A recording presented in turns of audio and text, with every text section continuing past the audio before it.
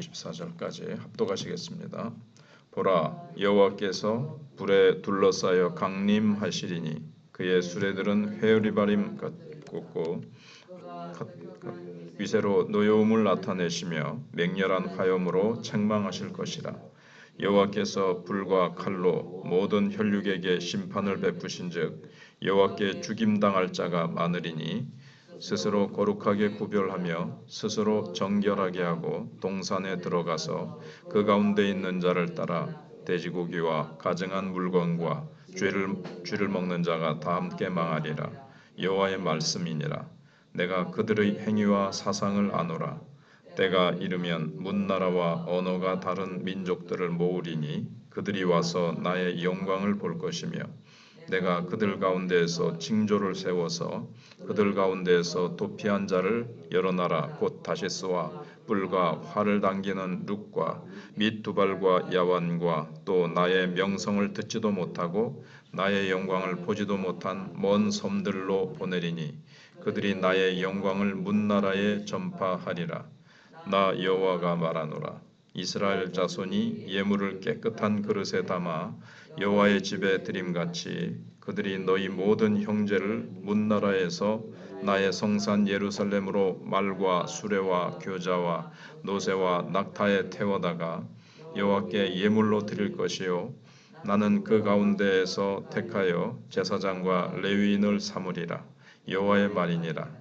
내가 지을 새하늘과 새 땅이 내 앞에 항상 있는 것 같이 너희 자손과 너희 이름이 항상 있으리라. 여호와의 말이니라. 여호와가 말하노라. 매월 초하루와 매 안식일에 모든 혈육이 내 앞에 나와 예배하리라. 그들이 나가서 내게 패역한 자들의 시체들을 볼 것이라.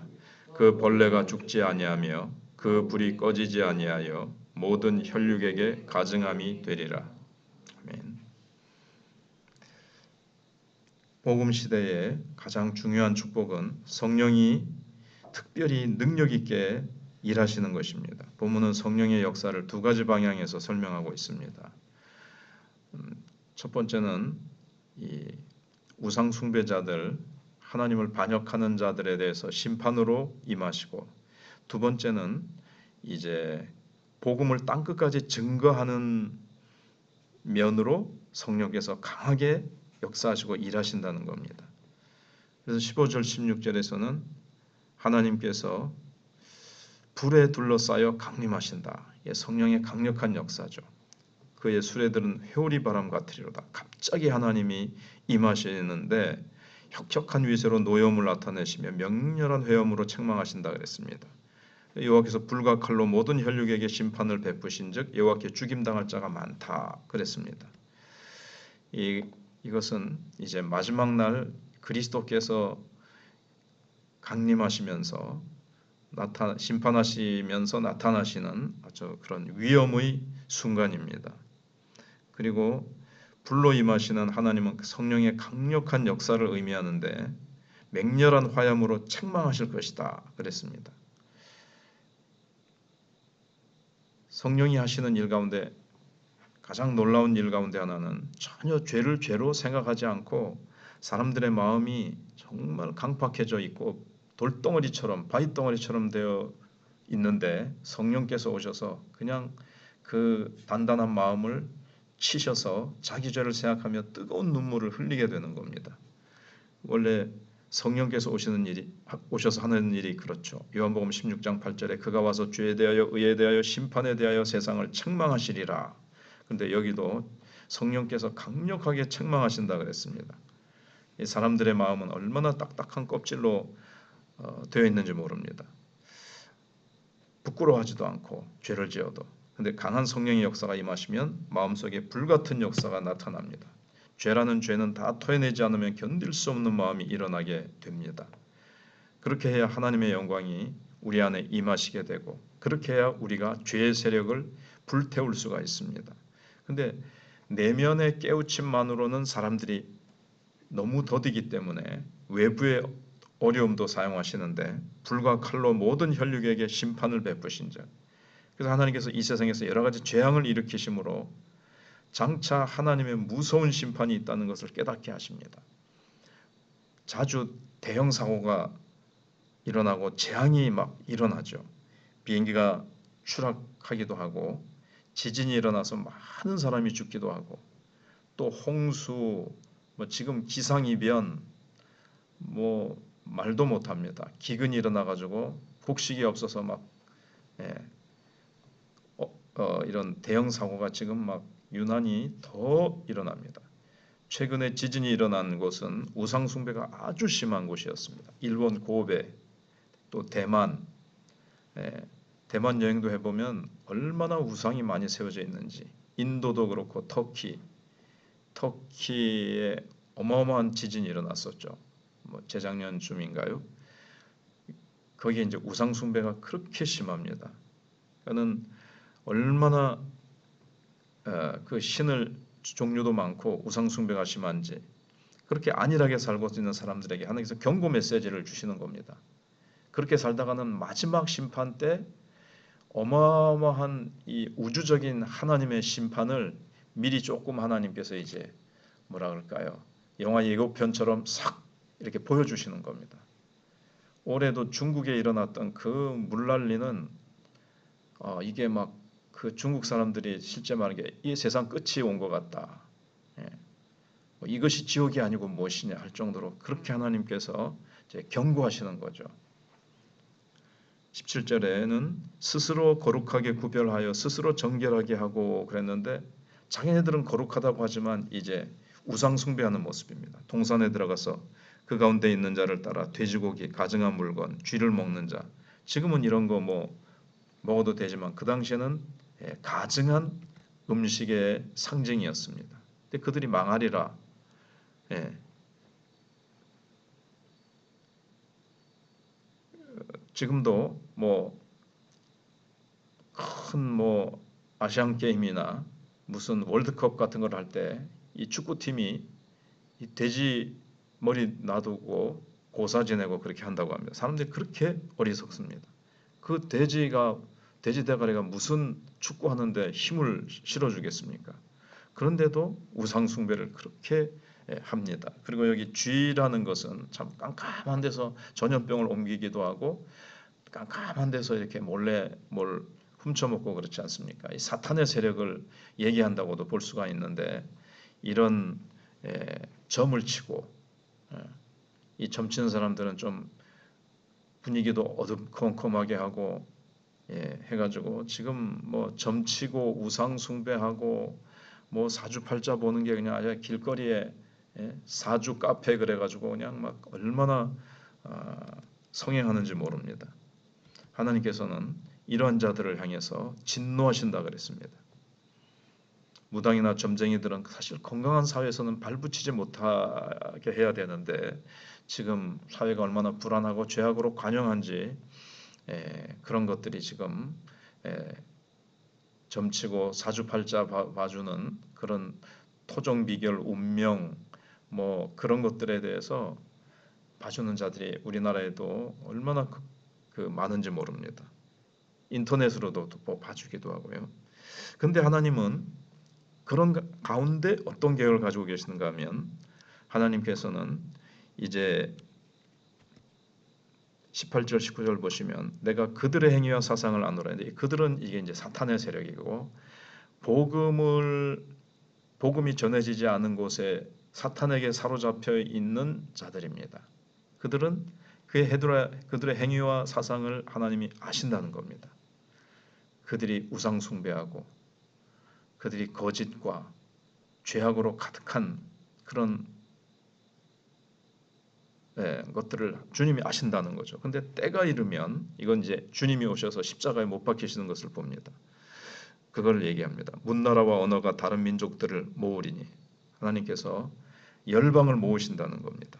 그래서 그들이 와서 나의 영광을 볼 것이며 내가 그들 가운데서 징조를 세워서 자, 이 징조는 이제 십자가를 의미한다고 생각하는 것이 좋습니다. 그래서 그들 가운데서 도피한 자를 여러 나라고 다시스와 뿔과 활을 당기는 룩과 및 두발과 야왕과 또 나의 명상을 듣지도 못하고 나의 영광을 보지도 못한 먼 섬들로 보내리니 그랬는데 여기 그들 가운데서 도피한 자 백성들은 이제 이스라엘 그러니까 유다 백성들의 범죄로 말미암아 하나님께서 바벨론에 망하게 하시고 바벨론에 포로 잡히게 가게 하셨지 않습니까? 근데 바벨론뿐만 아니라 여러 곳으로 포로 잡혀갔습니다. 그 오순절날 그 방언으로 막 얘기를 하는데 난곳 방언, 난곳이라는 것은 거기에 모인 사람들이 각자 태어난 곳이라는 뜻이죠. 태어난 곳 방언으로 듣습니다. 근데 거기 보니까 나라 이름들이 막 이렇게 나열이 되죠. 그게 이제 바벨론뿐만 아니라 유다가 멸망할 때 각 나라로 막 도피하고 흩어진 자들입니다. 근데 그들이 돌아와서 성령의 불이 떨어질 때 그들이 이제 은혜 받고 베드로의 설교를 듣고 회개하고 이제 거기서 이제 복음을 듣고 그들이 이제 다시스에 뿔 활을 당기는 룻이라는 것은 이제 저기 아프리카에 활을 당겨서 수렵 생활을 하는 그런 미개인들을 말하는데 그들 또 두발, 야완 뭐 이건 다 뭐 러시아라든가 뭐 로마라든가 뭐 그런 나라들을 얘기하는데 그런 나라들로 쫙 그리고 나의 명성을 듣지도 못하고 하나님에 대해서 복음에서 전혀 모르는 자들에게 하나님 나의 영광을 보지도 못한 먼 섬들로 하나님께서 보내시겠다는 것입니다. 그리고 여기 이제 그 앞에서 그 징조라는 것은 그 십자가를 하나님께서 땅끝까지 증거하게 하신다는 거죠. 그래서 그들 가운데 징조를 세워서 바로 십자가의 징조이고 이 세상 어느 곳에서든지 그리스도의 십자가가 세워지는 곳은 하나님의 나라라는 이제 표시입니다. 이스라엘 백성들 포로로 잡혀갔던 이스라엘 백성들이 이제 초대교회 때 성령의 불을 받아서 땅 끝까지 복음을 증거하게 되어지고 그들이 또 핍박을 받아서 막 흩어지면서 유대인들에게 이방인들에게 복음을 막 이제 전합니다. 그래서 초대교회 때 지중해를 둘러싸고 있는 이 지역들 기독교가 아주 흥왕했던 곳들이죠. 아프리카 북부와 지금의 소아시아와 그리스, 로마 지금도 성지 순례를 그쪽으로 갑니다. 교회들이 지금은 흔적만 남아 있지만 사도 바울이 전도팀과 함께 다니면서 얼마나 교회를 세우고 복음이 얼마나 흥왕했습니까? 하나님께서 그렇게 하셨다는 겁니다. 그리고 20절 21절에 나 여호와가 말하노라 이스라엘 자손이 예물을 깨끗한 그릇에 담아 여호와의 집에 드림같이 하나님 앞에 자신의 몸을 예배드리면서 또 자신의 몸을 하나님 앞에 거룩한 삶을 주님 앞에 드리는 다는 뜻입니다. 근데 그들이 너희 모든 형제를 문나라에서 나의 성산 예루살렘으로 말과 수레와 교제와 노새와 낙타에 태워다가 여호와께 예물로 드릴 것이요. 이건 성지 순례를 온다는 뜻이 아니라 그들도 이스라엘 유다 백성들 중에서 주님 앞에 정말 참으로 남은 자로서 헌신하는 자들과 같이 이방인들도 하나님 앞에 정결하게 되어서 예배드리고 자신의 몸을 하나님 앞에 헌신하게 될 것이라는 것을 말씀하고 있습니다. 나는 그 가운데서 택하여 제사장과 레위인을 삼으리라. 여호와의 말이니라. 그렇게 과거에 이스라엘 백성들이 영적으로 바로 서 있어서 제사장들과 레위인들이 하나님 앞에 아름다운 예배와 헌신을 했듯이 이제는 온 세계 만국 가운데 하나님께서 그들이 하나님 앞에 회개하고 돌아와서 하나님의 백성들이 되어서 제사장이 되고 레위인처럼 그렇게 하나님 앞에 헌신하는 자들이 될 것이라는 것입니다. 22절 23절에 내가 지을 새 하늘과 새 땅이 내 앞에 항상 있는 것 같이 이제 마지막으로 항상 영원히 있게 되는 것이 바로 새 하늘과 새 땅, 영원한 천국입니다. 그리고 너희 자손과 너희 이름이 항상 있을 것이다. 여호와의 말이니라. 그리고 매일 초하루와 매 안식일에 모든 혈육이 내 앞에 나와 예배하리라. 모든 열방 가운데 택함 받아서 돌아온 구원받은 백성들, 새로운 피조물이 되어서 하나님 앞에 예배드리는 자들. 지금 이제 초하루라는 것은 이제 구약의 월삭인데, 아무튼 또 매 안식일의 예배는 지금 우리가 이제 주일마다 드리는 예배입니다. 이것은 천국의 예표입니다. 우리가 천국에 가서 천국의 중요한 일이 예배인데, 지금 우리가 이 땅에서 드리는 예배가 천국에서 장차 우리가 드릴 것이 예배고, 그 다음에 예배는 또 천국이 이 땅에 임하여 있는 또 예표죠. 그래서 우리가 예배 드릴 때 천국을 맛보게 됩니다. 그 기도와 찬송 가운데 주님의 말씀을 듣고 예배 가운데 임하는 평강과 임재와 치료와 그 하나님이 성령으로 각인에게 베푸시는 그 놀라운 역사들, 그런 것들이 다 천국을 이 땅에서 맛보는 것 아니겠습니까? 그래서 하나님 앞에 예배드리는 것이 지겹거나 힘든 사람은 천국 백성인지 의심해 봐야 됩니다. 천국 백성은 이 천국의 맛보기인 예배가 너무나도 기쁘고 즐겁고 성령의 임재 때문에 정말 환희와 기쁨이 넘치는 시간인데, 천국에 가서 영원히 그렇게 예배드릴 건데, 그래서 천국 백성들은 하나님을 높여드리는 것이 너무 기쁘고 너무 좋을 수밖에 없습니다. 그리고 이제 마지막 절은 어떻게 끝나는가 하면 무서운 지옥 심판의 경고로 마치고 있습니다. 그들이 나가서 내게 패역한 자들의 시체들을 볼 것이라. 그 벌레가 죽지 아니하며 그 불이 꺼지지 아니하며 하여 모든 혈육에게 가증함이 되리라. 지옥의 모습을 예수님께서 말씀하시면서 구더기도 죽지 않고 영원히 탄다 그랬어요. 이 벌레가, 이 구더기가 어디 있는 거겠습니까? 사람의 시체 속에 이렇게 있는 구더기를 말합니다. 근데 그 사람과 그 썩은 시체 달라붙은 구더기가 버글버글하는데 그 상태로 불타는 거예요.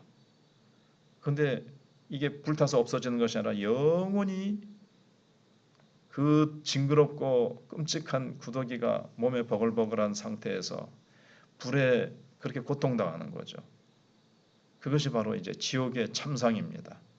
근데 이제 유대인들은 이 말씀이 너무 무섭고 끔찍해서 이 말씀을 읽지 않는다 그래요. 23절만 2번을 읽고 24절은 보지 않는다 그럽니다. 그러나 분명히 하나님께서 하신 말씀인데 왜 외면하게 합니까? 유대인들은. 그래서 패역한 자들, 하나님을 일부러 거부하고 반발하는 자들, 그래서 끝까지 하나님께 돌아오지 않고 고집하며 우상 숭배하며 죄악 가운데 거하는 자들은 결국 지옥의 저주로 이렇게 그들이 당할 수밖에 없다는 것을 이사야는 끝으로 말씀하고 있습니다.